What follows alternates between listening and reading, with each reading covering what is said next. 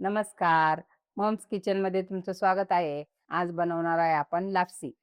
Rakshabandhan special lapsi बनवणार आहे आज आपण रक्षाबंधनसाठी. चला बघूया.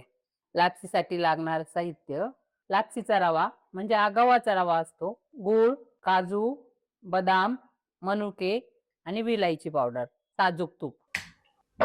सगळ्यात पहिले तूप टाकायचं भाजण्यासाठी. रवा आपल्याला भाजून घ्यायचा आहे. 1 किलो रवा आहे हा पूर्ण. आपण जास्त करतोय. 1 किलो रव्याची अर्धा किलोची पण करू शकता. 500 ग्रॅम खरपूस भाजून घ्यायचा, लालसर होईस्तोवर. आपण रवा भाजतो तसंच भाजून घ्यायचं व्यवस्थित. बघा आता अशी छान भाजली आहे आणि लालसर रंग पण झालाय. भंडारा वगैरे असत ना तेव्हा लापसी बनवता. गणपतीचा भंडारा असतो, कार्यक्रम असतो. आणि लापशी कशी मुलांना पौष्टिक असती, गव्हाची असती आणि गोड पण असते. छोट्या मुलांना पण झालाय आता. बघा, बघून घ्या. लालसर रंग आलाय, मस्त वास पण येतोय छान. एकदम आता भाजून घेतलाय रवा, मस्त लालसर झालाय. आता आपण पातेल्यात आपल्याला तूप टाकायचंय. तूप टाकायचं. काजू बदाम थोड्याशा तुपात भाजून घ्यायची. पाणी टाकायचंय. तर 1 किलोला 1 लिटरच पाणी टाकायचं. विलायची टाकायची बारीक केलेली पेस्ट आणि मनुके. उकळी येऊ द्यायची त्याला चांगली. उकळी येण्यासाठी आपण झाकण ठेवू.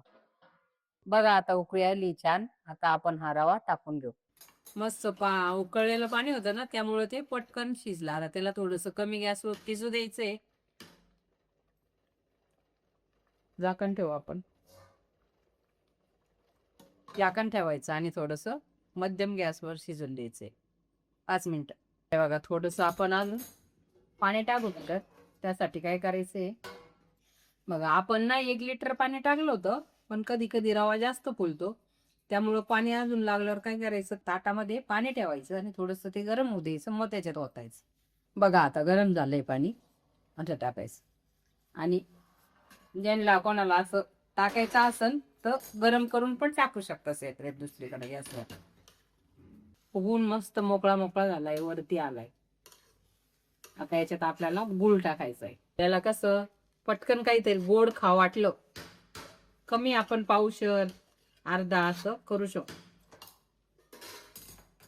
म्हणजे आमच्याकडे जास्त नाही, गूळ टाकून घेऊ आपण त्याच्यात. गोड अशी रेसिपी. पावसाळ्यात कसं असतं, थंडी वाजती, पाऊस आल्यानंतर काहीतरी गोड जर खावं वाटलं तर गूळ उष्ण असतो आणि शरीरासाठी चांगला असतो, त्यामुळे अशी गुळाची लापशी करून खायची. त्याला मस्त असं मिक्स होऊ द्यायचा गूळ सगळ्याचा. 1 किलोला 1 किलो गूळ टाकायचा, थोडासा काढून घ्यायचा त्याच्यातला. आणि गोड जर चालत असेल जरा तर पूर्ण 1 किलोला 1 किलो गूळ लागतो.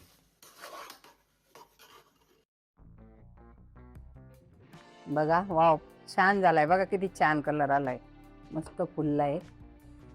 1-2 दिवस ठेवू शकतो आपण. हा 2-3 दिवस ठेवला तरी चालतो. शिळा झाल्यावर अजून छान लागतो. छान झालाय. आम्ही हा रक्षाबंधन स्पेशल केलंय. मस्त वास येतोय छान.